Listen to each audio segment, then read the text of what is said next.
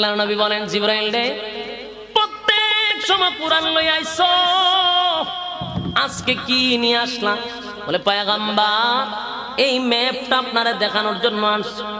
নবী গো, কিয়ামতের মাঠে আল্লাহ রাব্বুল আলামিন এই মাঠে আপনার উম্মতের সাথে সাক্ষাৎ করবে। এটা এমন মাঠ, আমি জিবরাইল এই মাঠটা ভ্রমণ করছি।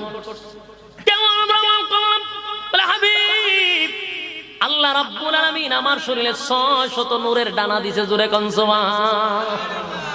600 নূরের ডানা হাবিব, 600 নূরের ডানা, এমন ডানা একটা ডানা দিয়ে আমি পৃথিবীটা উল্টায়া দিতে পারি গো।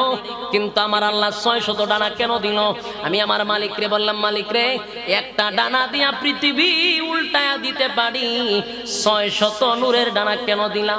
আর 600 নূরের ডানার শক্তি কি পরিমাণ আমার একটু পরীক্ষা করতে দাও। আল্লাহর পয়গম্বরকে বলেন, নবী গো আমি সাথে সাথে মালিকের কুদরতি পায়ে সেজদায় পড়ে গেলাম। আর জানতে চাইলাম, মালিক